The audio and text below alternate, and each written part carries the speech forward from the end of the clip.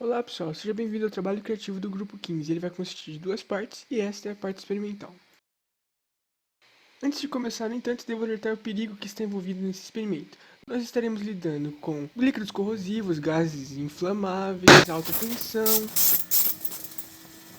produtos tóxicos, nocivos e oxidantes, enfim. Não reproduza esse experimento, os riscos incluem a sua morte e a morte de pessoas próximas que forem salvar. Nós não nos responsabilizamos por quaisquer dano e você foi avisado. A ideia do experimento é conseguir analisar o espectro de gases, como por exemplo o hidrogênio, o oxigênio, o gás cloro, o neônio e o ar. Para fazer isso, nós precisaremos de alta tensão, que infelizmente não poderá ser produzida pelo meu gerador de Van de Graaff, uma vez que ele não consegue sustentar uma constante excitação dos elétrons dos gases, apesar do seu exímio potencial. Dessa maneira, teremos que apelar para baixas pressões e uma bela bobina de Tesla.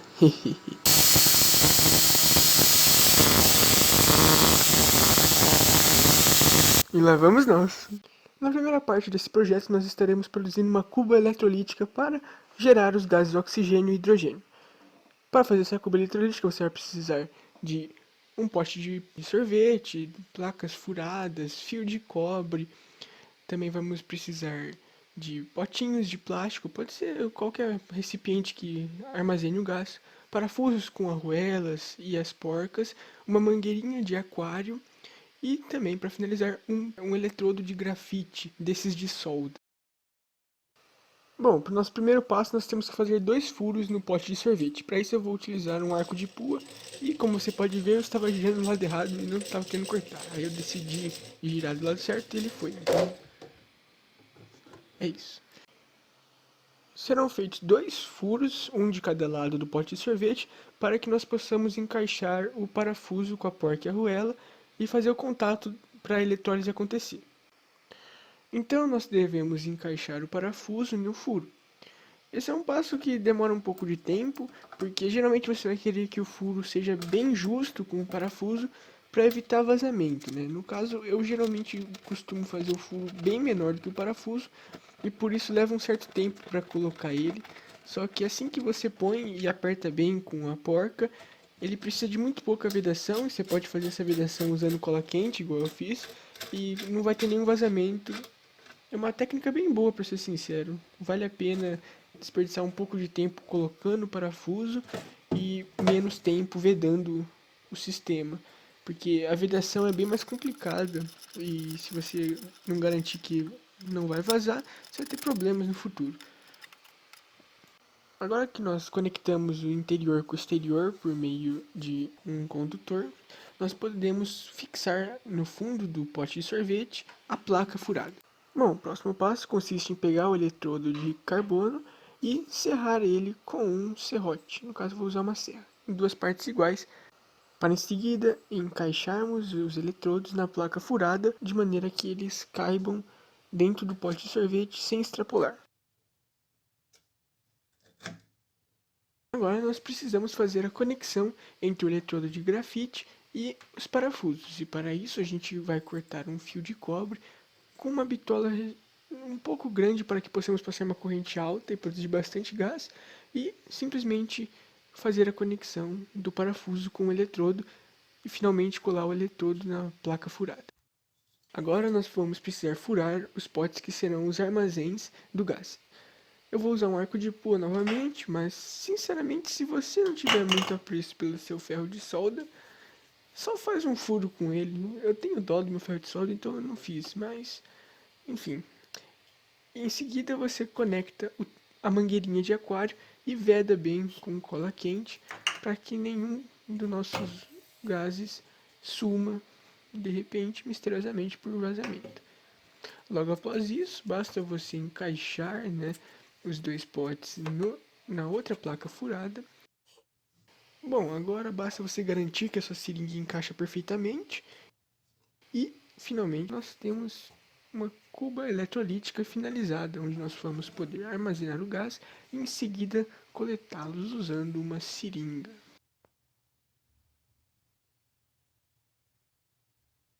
Bom, vamos agora começar a construção da bobina de Tesla, e para isso iniciaremos pela bobina secundária. nós vamos precisar de um tubo de PVC e fio de cobre. O primeiro passo é fazer 2 furinhos, um na extremidade superior e o outro na extremidade inferior do seu tubo de PVC. Eles vão servir para basicamente você ter um certo ponto fixo para o fio de cobre não desbobinar inteiro. Bom, o próximo passo é basicamente enrolar o fio. Isso vai levar um tempo absurdo. No meu caso foram 5 horas enrolando o fio. E eu ainda tive que no final remover uma parte do meu bobina secundária porque eu deixei uma ponta e a ponta estraga completamente essa bobina secundária. Então tenha muito apreço por ela, cuide muito bem da sua bobina secundária e tente deixar a mais uniforme possível. Lembrando que você só pode enrolar em um sentido. Bom, após você ter bobinado completamente a sua secundária, a gente vai ter que invernizar ela para garantir que não vai existir arcos entre a bobina secundária, como foi o meu caso. Então, vale a pena você invernizar bem a sua secundária. Não tem segredo, é pegar o verniz, pegar um pincel e basicamente pintar toda a bobina secundária. No caso, você pinta de um lado, espera secar, pinta do outro. Talvez, se você for mais cuidadoso, você aplique uma segunda demão. Ela vai ficar bem mais bonita, vai ficar mais brilhante. Bom, depois de 1000 voltas que você passou enrolando ela, vale a pena você cuidar bem dela. A sua bobina vai ficar muito bonita e você vai garantir um maior isolamento dela. Bom, e então depois você deixa ela secando e olha o resultado como ficou, bem como eu disse, brilhante, reluzente e incrível. Agora nós vamos para a parte interessante, que é a produção da fonte de alta tensão com flyback. Para isso você vai precisar de fios. Eu estarei utilizando uma bitola grande porque, bom, basicamente a fonte de 6 amperes que eu tinha não resistiu. Então eu peguei uma de 10 amperes e eu recomendo que você use um fio que aguente uma corrente alta sobre ele. Nós vamos precisar também de um cooler de computador, um flyback de televisão, uma placa de fenolite sobre a qual estará desenhado o circuito em caráter permanente, diodos do tipo 1N4937, um chip 35C, um resistor de 220 ohms 5 watts, um resistor de 22 ohms 5 watts também, não pode ser uma potência menor porque senão ele vai derreter. Temos também que ter um dissipador de calor para o nosso transistor, pasta térmica para colocar entre o dissipador e o transistor, e eu estarei utilizando espaguetes termorretráteis, mas você pode usar fita isolante. Bom, a gente vai fazer um desenho sobre a placa do circuito, o qual servirá para nós corroermos todas as partes que não formarão a trilha do circuito. Em seguida, a gente vai montar uma solução de percloreto de ferro. E para isso eu vou usar uma proveta, uma balança e um pote com uma colher, além de outro pote de sorvete. A solução será formada por 40 gramas de percloreto de ferro em 100 ml de água. Então a gente pesa 40 gramas de percloreto e dissolve ele em 100 ml de água. Lembrando que o percloreto é um composto corrosivo e provavelmente irritante. Então, se caso ele cair na sua mão, você tem que lavar imediatamente com água. E uma curiosidade que eu acabei descobrindo enquanto eu fazia, na prática, é que o percloreto de ferro é um composto higroscópico, ou seja, ele absorve a água do ambiente. Então, se você deixar cair na sua mesa, depois de um certo tempo, a sua mesa vai estar cheia de água. Então, se não puder cair em algum lugar que vai ter água, fique esperto. Bom, sem mais delongas, vamos medir logo 100 ml de água para finalizar a solução. Não tem segredo, né? É só colocar 100 ml de água e em seguida despejar no pote de sorvete. Vale lembrar que a dissolução do percloreto de ferro em água é isotérmica e vai liberar muito calor. No caso, eu tinha esquecido disso e essa foi a minha reação quando eu lembrei. Meu Deus, eu sou um imbecil. Cadê? Pega um balde, pega um balde. Nossa, vai derreter. Não, não, não, não, não, não. Não, tá safe. Bom, no fim realmente não foi suficiente para derreter o pote de sorvete, mas chegou numa temperatura bem elevada. Acho que o pico foi uns 60 graus Celsius, que é bastante, né? Eu não sei quanto que o plástico resiste, mas ele já estava começando a se deformar. já poderia causar até uma queimadura, então toma cuidado aí, né? Bom, basicamente você mexe até ele se dissolver por completo. O processo demora um pouco, porque, enfim, ele esquenta muito rápido, aí eu acho que alguma propriedade faz com que em água quente ele não se dissolva tão bem. Então, depois de você dissolver ele vai ficar com uma coloração esverdeada, meio amarronzada assim, e está pronto. Basta você depositar sua placa, e no caso, não coube no pote de sorvete. E eu fiquei bem decepcionado com você pode claramente ver no vídeo. E no final eu acabei fazendo uma coisa meio absurda, assim, não é recomendado, porque ele quase estava vazando, né? E eu fui obrigado a fazer em condições não propícias. Bom, depois que ele estiver pronto e toda a trilha não desejada foi removida, basta você remover com uma pinça. Em geral, você não vai querer encostar nesse negócio, como eu disse, ele é corrosivo. E em seguida, borrifar água para que todo o líquido seja removido e você possa manipular sem perigo. Lembrando que eu tenho um vídeo no canal ensinando a fazer percurso de ferro. Foi quando eu fiz uma experiência para Física 3. Então, se você não tiver acesso, você pode checar o vídeo aí. É uma experiência sobre a lei de Faraday, é bem interessante.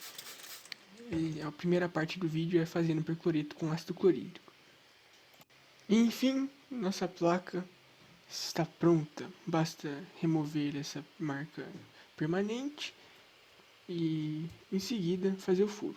Então primeiro a gente seca para remover toda a água e em seguida nós utilizamos álcool para fazer a remoção da caneta permanente. É interessante usar álcool isopropílico, na verdade é recomendado até, né? Por ele ser puro, né? Não conter água. Mas eu não tinha álcool isopropílico, então como só tinha acesso ao álcool 70, né? Com a pandemia ficou famoso e permitido comprar. Então eu estou usando álcool 70 mesmo. Bom, não aconteceu nada demais que eu notei assim. Então acho que não tem problema você usar álcool 70. Resta fazer os furos na placa usando uma broquinha bem fininha. No caso, como não tinha broquinha muito fina, eu usei um parafuso e fiz os furos martelando ele na placa com muita delicadeza. E em seguida você separa os componentes e segue o diagrama que eu estarei deixando na parte teórica, né?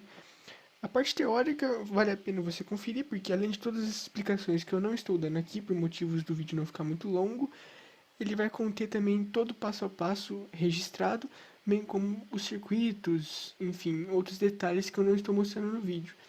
Assim como o diagrama do circuito que eu estou seguindo. Bom, não tem segredo, né? Você vai colocar os componentes nos seus devidos locais e em seguida nós vamos soldá-los. É interessante você medir bem o seu componente para que não aconteça o que aconteceu aí, que ele ficou meio que apertado, né? Não ficou muito legal. Mas ainda assim, ficou até bonitinho no final. Eu gostei do resultado. Outra coisa importante quando você for fazer o circuito é lembrar do espaço que o dissipador ocupa, né? Então o dissipador ocupa um espaço e você não vai poder passar trilha por ele se você quiser soldar ele por baixo da placa. E além disso, você tem que ter noção do tamanho que ele vai ocupar, bem como do cooler, né? Porque eles vão ter que ficar numa posição estratégica para que faça sentido o seu uso. Agora a gente vai mexer com o transformador flyback. Nós vamos utilizar fios de cobre para fabricar duas bobinas. Uma vai ser a primária do nosso flyback e a outra vai ser a bobina de feedback. Seus usos estarão bem detalhados no relatório. A bobina primária deve conter 6 voltas, enquanto a de feedback 4 voltas, como eu estou mostrando agora. Olha lá, a primária e a de feedback, todas enroladas no mesmo sentido, isso é importante. Agora, o próximo passo é simplesmente soldar os componentes. Eu não sou muito bom soldador, né? Mas eu tento. Basicamente, não tem segredo aqui, né? Simplesmente estanhar um pouquinho para que ele não saia do lugar. Antes de soldar o transistor, no entanto, a gente precisa conectá-lo ao dissipador. E para isso a gente vai utilizar a pasta térmica na junção deles. Aparentemente a pasta térmica melhora a dissipação de calor, então é bom utilizar porque o transistor vai esquentar bastante. Em seguida a gente conecta o dissipador ao transistor utilizando um parafuso e nós apertamos bastante para que o contato seja bem eficiente. E logo após isso, basta soldá-lo na placa seguindo o diagrama. Outra coisa que eu vou fazer é soldar esses fios entre a bobina e o circuito. Por que eu não vou conectar a bobina direto? Porque provavelmente no futuro eu vou tentar utilizar o circuito sem a bobina, então eu estarei utilizando esse meio de conseguir desconectar o circuito do flyback para poder no futuro fazer alguma manutenção, enfim. Mas também tudo soldadinho, bonitinho. Outra opção é conectar com aqueles conectores de fio, também é uma ótima opção, só que eu não tinha eles no momento, então eu decidi só soldar os fios e assim eu tenho meio de remover o flyback caso eu queira modificar. Outra coisa interessante é você sempre conferir se tudo está nos conformes. Então, após soldar, você pega um multímetro, faz um teste de continuidade, só para garantir que você não acabou deixando nenhum rastro de descontinuidade, tornando o circuito aberto, e depois você ficar quebrando a cabeça para tentar achar o erro. E, enfim, às vezes você pensa que existe um erro no diagrama, só que na verdade só está mal conectado. Então é sempre importante fazer os testes para garantir que você realmente soldou a peça como parte do circuito. Bom, eu estarei soldando o cooler e como você percebeu no desenho do meu circuito, eu deixei a trilha do cooler separado. Isso porque eu estarei utilizando uma tensão diferente do cooler com relação ao circuito. Enquanto o circuito será alimentado por uma fonte de 12 volts, o cooler será alimentado por uma fonte de 24 volts. Basicamente serão duas fontes distintas e até com diferentes quantidades máximas de amperes que ela consegue fornecer. A fonte do circuito tem uma amperagem máxima de 10 amperes, enquanto a fonte do cooler será uma de 1 ampere. E aí está depois de finalizado o nosso circuito, que ficou muito belo. Bom, agora vamos pôr em prática. Aí está o nosso circuito, ele consegue gerar arcos contínuos de até 3 centímetros, indicando uma tensão de 30.000 volts. E finalmente chegamos no fatídico passo de produzir um capacitor de alta tensão. Para isso vamos precisar de folhas de acetato, um estilete, papel alumínio, fita isolante, supercola e fios de cobre. O primeiro passo consiste em você alinhar um papel alumínio e cortar folhas que caibam na folha de acetato, que será o nosso dielétrico. Bom, não tem segredo, você mede sua folha de acetato e corta uma folha de alumínio um pouquinho menor. No caso, você vai precisar duas iguais. Você vai posicionar a sua folha de acetato e vai colar a folha de alumínio.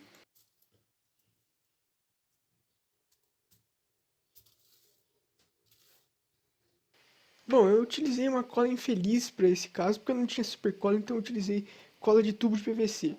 Eu tenho algumas críticas a mim mesmo. Primeiro, eu não espalhei a cola.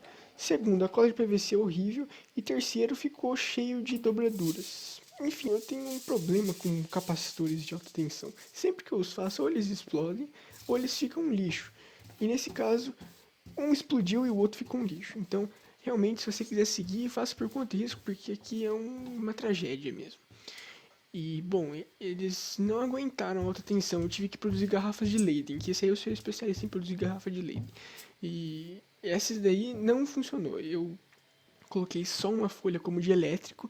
Então, se você for fazer para esse circuito, você vai ter que colocar umas duas, três folhas de acetato. Só que aí vai ficar difícil de separar e de rolar. Talvez você vai ter que fazer um capacitor plano. E a ideia é que ele seja um capacitor cilíndrico e para ocupar menos espaço até. Enfim, não tem segredo. Uma folha de alumínio, uma folha de acetato, uma folha de alumínio, outra folha de acetato, dobra ele. Só que essa última folha de acetato determina a capacidade máxima de tensão que ele vai suportar. Bom, após essa experiência traumática com capacitores de alta tensão, eu pensei em reproduzir um experimento de alta tensão. E esse é a figura de Lichtenberg. Para produzir uma figura de Lichtenberg, a gente precisa de uma madeira e de um pano úmido com uma solução de bicarbonato de sódio. Não tem segredo, é só você umedecer a madeira com bicarbonato de sódio e em seguida conectar os dois lados da fonte de alta tensão que a gente acabou de produzir. E é muito interessante porque o resultado dessa experiência é a produção da figura de Lichtenberg. Basicamente, a eletricidade encontra um caminho pela madeira e produz essas figuras fractais muito interessantes. Essa aí foi a primeira que eu fiz, e em seguida eu fiz uma nova, e talvez por conta da potência que ela tem, essa daí ficou com um traço um pouco mais largo e a outra com um traço menor, então teve uma diferença legal e a outra foi mais bonita. Olha, eu tô para dizer que se não fosse a fumaça muito horrível que a madeira libera, essa seria uma experiência incrível para ficar apreciando por horas e horas.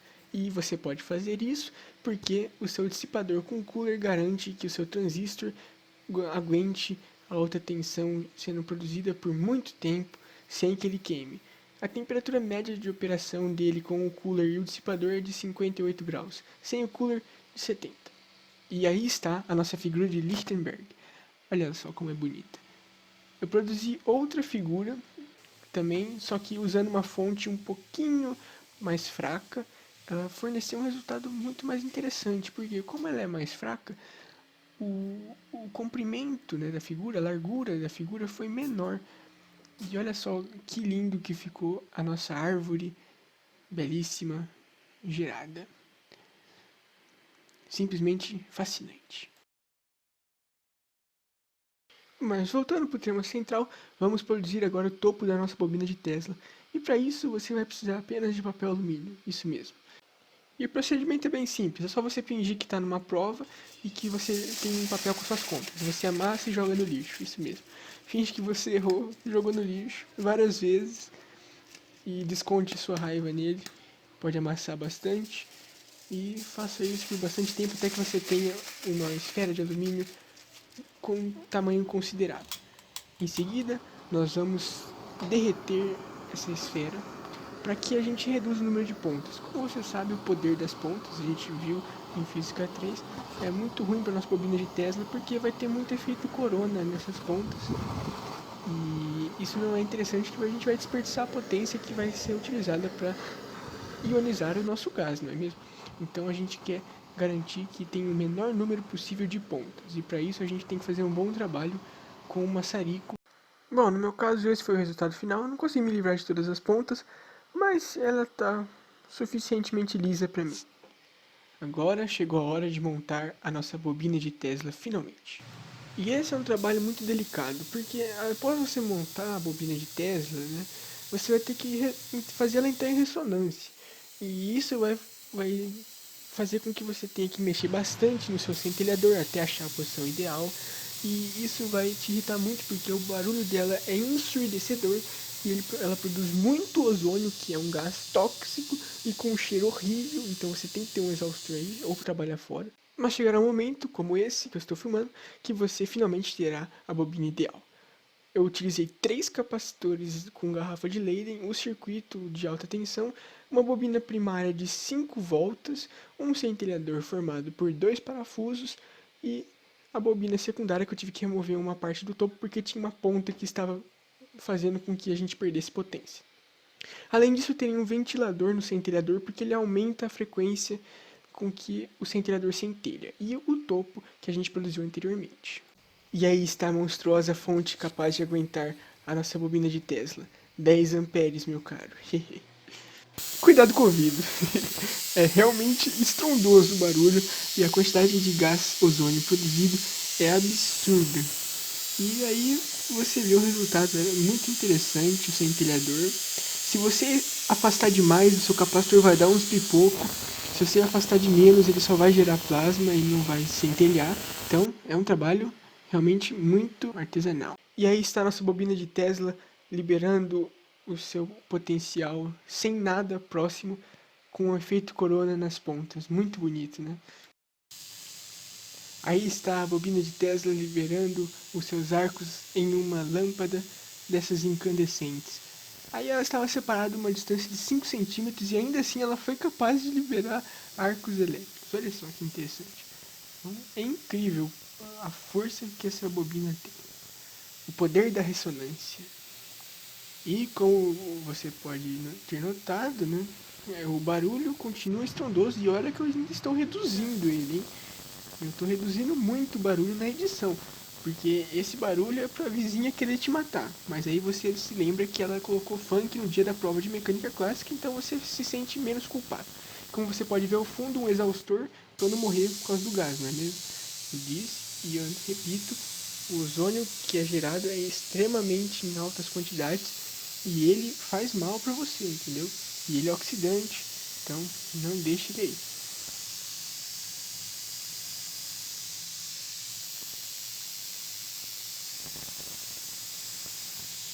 Mas vamos para o que realmente interessa. Será que nossa bobina é capaz de ionizar um gás?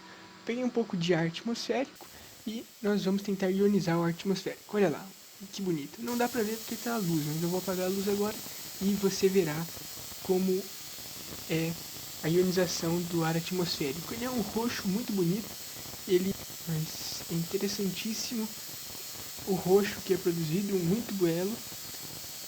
E é isso aí, ó. Ele tá seguindo meu dedo. Onde eu ponho o dedo, ele segue.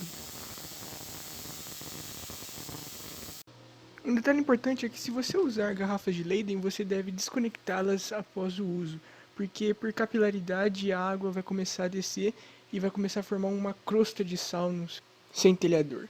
E perceba o tamanho da luva que eu estou usando. Vamos agora para a experiência. Você tem que perceber que quando a gente diminui a pressão do gás e chega perto da bobina de Tesla, o gás emite luz. E é essa luz que a gente precisa analisar no espectroscópio. Bom, no caso, o gás que eu estou usando, na verdade, é o próprio ar atmosférico, que é basicamente nitrogênio e oxigênio. Então a gente espera analisar o espectro do nitrogênio principalmente. O que é interessante é que eu não consegui gravar os gases que eu tinha proposto no início, porque o brilho deles é muito fraco, eu precisaria de uma pressão muito maior e infelizmente eu não consegui montar nenhum aparato para baixar a pressão, então infelizmente esses gases eu não vou conseguir analisar o espectro. Na realidade até é possível analisar, só que não é possível capturar com a câmera do celular. Infelizmente ela não consegue captar a luz que é muito fraca que sai do espectroscópio, então não vai dar para analisar ela. E falando no espectroscópio, a gente tem que ensinar como que produz ele. Basicamente é muito fácil, essa é a parte mais fácil do projeto. Mesmo se você não quiser fazer a bobina de Tesla, você pode fazer o espectroscópio. Basicamente você vai precisar de um pedaço de papelão, desses tubos de papelão, que você pode usar do próprio papel alumínio que você cortou, e um CD. Não tem segredo, um CD, DVD, em branco principalmente, se ele não tiver gravado é melhor, por algum motivo. A linha fica melhor, pelo menos o que eu testei. Então, você vai pegar basicamente o seu tubo de papelão, você vai cortar um ângulo de 30 graus e em seguida vai colocar o seu CD. E você já vai conseguir analisar o espectro das coisas. Olha lá, estou mostrando aí o espectro de uma lâmpada de LED. Basicamente o que você vai fazer é isso. Você ajeita o ângulo de corte que melhor captura o espectro das coisas e simplesmente corta o papelão, coloca o seu CD e em seguida coloca uma tampa na frente para reduzir a luz que entra e conseguir focalizar melhor o espectro. Basicamente você faz um cortezinho, uma linha reta, quanto melhor a linha reta, melhor seu espectro, obviamente, e aí você já vê o espectro com clareza, com muita definição. É facinho de fazer, não tem segredo nenhum. Essa parte você pode fazer, você analisa a lâmpada de LED, a lâmpada de sódio, qualquer coisa. É muito interessante. Então, se você não quiser seguir nada desse tutorial, pelo menos espectroscópio, porque tem tudo a ver com ótica que a gente está estudando. E você não precisa fazer todo essa gambiarra com bobina de Tesla, garrafa de Leyden, se correr perigo. Faz o espectroscópio e tá tudo certo, olha lá. Um espectro bonitinho, você pode ver o sol, mas não olhe para o sol, hein? Você tem que olhar uma nuvem, por exemplo. E aí está a lâmpada fluorescente e a lâmpada de LED. Ó. Então realmente funciona muito bem. E bom, ao vivo é muito melhor porque não precisa ficar tremendo para tirar a foto. E essa daí foi a foto que eu consegui do espectro do nitrogênio. Olha lá, que eu analisei aquele gás. As faixas são certinhas, então tem tudo para ser o nitrogênio. E aí, o sódio. Bom, basicamente como que eu fiz para analisar o sódio? Eu consegui uma lâmpada de sódio? Não. Eu coloquei o teste da chama. Bom, o teste da chama basicamente você vai colocar fogo em um álcool e em seguida borrifar a sua solução. Perceba que a cor está bem amarelada, não é típica do álcool, então claramente tem alguma contribuição do íon sódio. Bom, e outra aplicação da espectroscopia está na astrofísica. Como a gente viu, cada estrela tem uma cor. E aí eu estou tirando algumas fotos de algumas estrelas. Bom, essas são as primeiras fotos que eu tirei no meu telescópio, então, por favor, não me julguem. E tem alguns planetas também. Fica a dúvida, né? Será que a gente analisar os planetas a gente vai ver o espectro do Sol? Ou então, por causa dos gases que estão lá, a gente vai analisar o espectro, só que com alguns riscos a mais faltando, né? Por causa da absorção. Fica a dúvida. E aí estão outros detalhes, umas curiosidades que eu deixei aqui. O efeito estrobo no ventilador, olha, muito interessante, você muda a velocidade, ele vai mudar o jeito que ele se comporta, e a própria oscilação do centelhador faz com que o padrão mude. E obviamente não poderia deixar de encostar na bobina de Tesla. Ó, perceba que eu não morri, né? E a sensação não é de um choque, é de uma queimadura. E se você prestar bem atenção nessa câmera lenta, você vai ver o efeito corona antes dos raios aparecerem. Muito bom, né? Sensacional. Essa foi uma foto que eu tive que colocar porque eu achei muito bonita. É o centelhador visto pelo espectroscópio. E você consegue ver as faixas do ar atmosférico evidenciando a presença de nitrogênio. É incrível, né? Muito sensacional. Enfim, muito obrigado por assistir e até a próxima.